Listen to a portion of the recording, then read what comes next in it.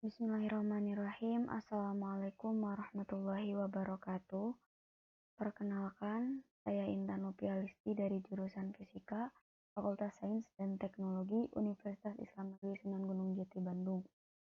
Kali ini saya akan membahas salah satu karya Ibnu Al-Haytham dalam kitab Risalah fi Barkar al-Dawair al-Izam, yaitu tentang Letter on the Compass for Large Churches. Nah, Abu Ali Muhammad Ibnu Al-Haytham atau Ibnu Al-Haytham, dia dikenal dalam kalangan cerdik pandai di barat dengan nama Al-Hazen, adalah seorang ilmuwan Islam yang ahli dalam bidang sains, falak, matematika, geometri, pengobatan, dan filsafat. Ia banyak pula melakukan penyelidikan mengenai cahaya dan telah memberikan ilham kepada ahli sains barat seperti Vogler, Bacon, dan Kepler dalam menciptakan mikroskop serta teleskop. Namun namanya mulai masyhur di Mesir saat pemerintahan Islam dipimpin oleh Khalifah Al-Hakim. Walaupun tokoh ini lebih dikenal di dalam bidang sains dan pengobatan, tapi dia juga memiliki kemahiran yang tinggi dalam bidang agama, falsafah, dan sebagainya. Dan Ibnu Al-Haytham ini paling terkenal karena prestasinya di bidang optik, sehingga beliau dikenal sebagai Bapak Optik. Lahir pada 354 Hijriah bersamaan dengan 965 Masehi di negeri Basrah, Irak. Kemudian beliau mengambil keputusan merantau ke Al-Ahwaz dan Baghdad.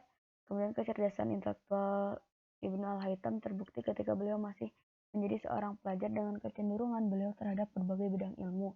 Ibnu Al-Haytham atau Al-Hazin tidak hanya menguasai fisika, ilmu optik, namun juga filsafat, matematika, dan obat-obatan atau morfologi.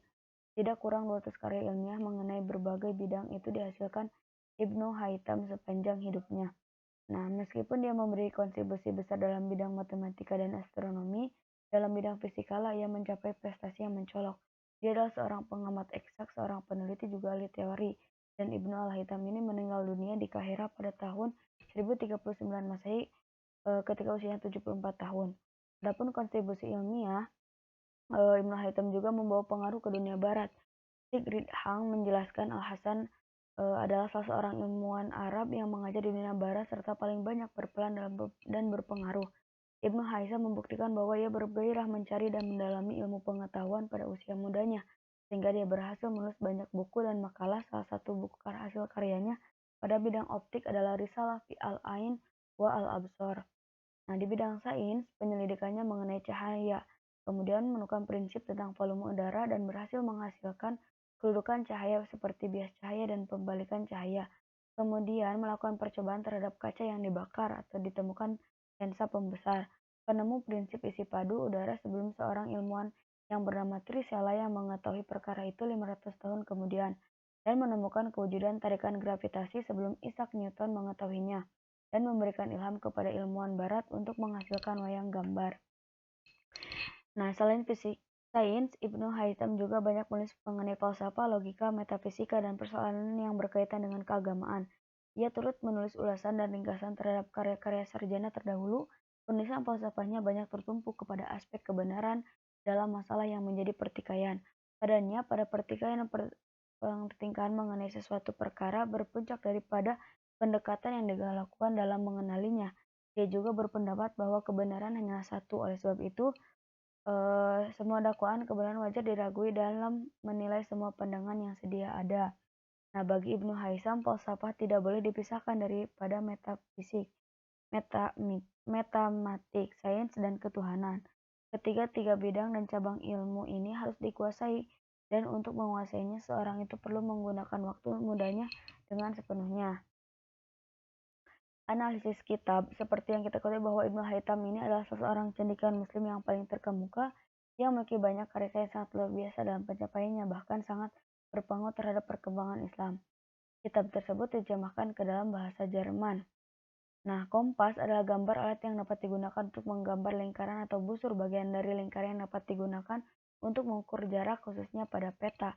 Kompas ini biasanya terbuat dari logam dan memiliki dua bagian yang disebut pertemuan kaki pada engsel.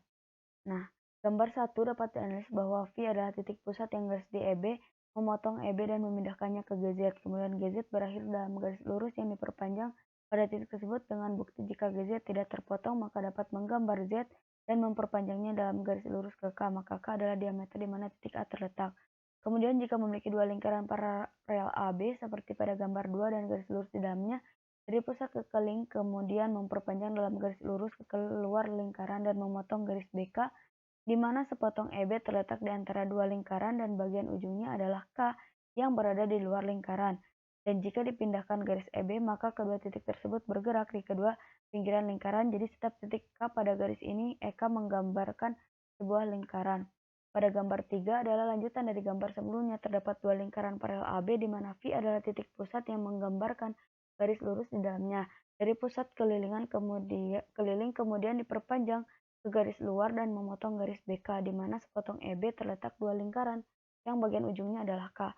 Pada suatu lingkaran garis lurus K dan M bergerak, maka setiap titik M menggambarkan lingkaran sepanjang K dan M. Dengan begitu lintasannya adalah KM.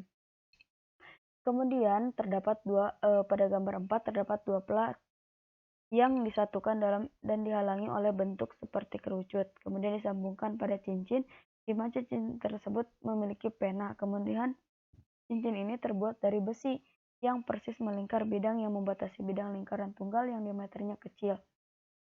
Batang silinder lurus sempurna yang dihubungkannya dengan kuat ke cincin atau menyoldernya. Salah satu diameter cincin terletak pada arahnya. Kemudian ditetapkan dua titik di ujungnya dan dipasang dua pin kerucut kecil yang terbuat dari baja dan mengikatnya dengan sangat kuat pada bidang, lalu mengeraskannya sampai bergerak. Jarak antara titik ujung pin sama dengan ujung diameter cincin. Nah, kemudian setelah mendapat pola, maka diaplikasikanlah dan dirancang menjadi kompas yang utuh dan sebuah karya yang tersebar luas sebelumnya tentang mekanik pengotoran cerdik Al-Ghazali sekitar tahun 1200 menggambarkan jenis konvektor. Nah, perpotongan kedua garis pada gambar 5 ini adalah titik tengah. Dan untuk memfasilitasi pembangunan titik pusat yang banyak dicari ini, Ghazali telah membangun sebuah instrumen yang dengannya seorang dapat membangun setiap sudut, lancip, dan tumpul yang digunakan.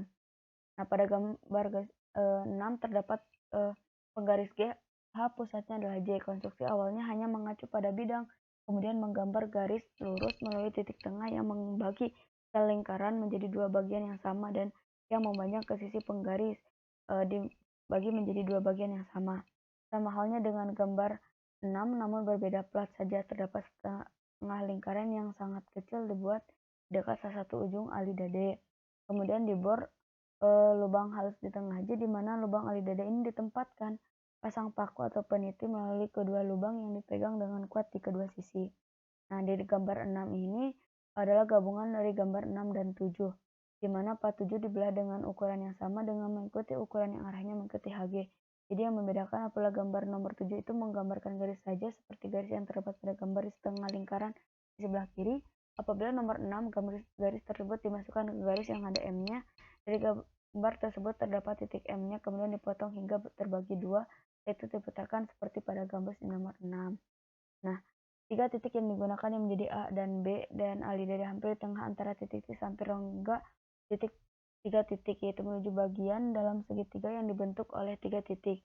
Perpotongan garis yang diperoleh dalam kasus kedua tangan yang pertama adalah pusat dari tiga titik, dan inilah gambar 9 dari ketiga poin tersebut. Jadi pada gambar 9 ini mengambil gambar yang terdapat di setengah lingkaran ataupun zoomnya di gambar nomor 8. Dan gambar 10 adalah gambar baru yang disempurnakan idenya oleh Ibnu Al-Haytham, yang garisnya itu sejajar menjadi penghalang di tengahnya.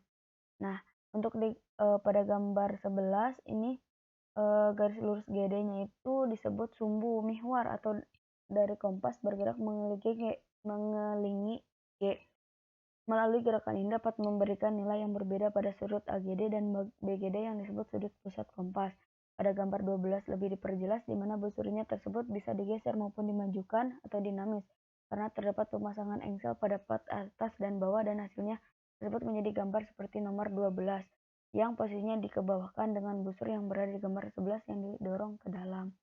Nah, kesimpulannya bahwa Ibnu Al-Haytham ini dikenal dengan kalangan cerdik pandai di barat dengan nama Al-Hazen, seorang ilmuwan Islam yang ahli dalam bidang sains, falak, matematika, geometri, pengobatan, dan filsafat. Salah satu karyanya itu yang berjudul Letter on the Compass for Lord Ilches dan kitab risalah fi Barkal al-Dawin al-Izam yang terdapat di Museum London. Dalam kitab tersebut, Ibnu Al-Haytham menjelaskan tentang huruf kompas pada lingkaran besar. Kompas adalah gambar yang digunakan untuk menggambar lingkaran atau busur. Bagian dari lingkaran yang dapat digunakan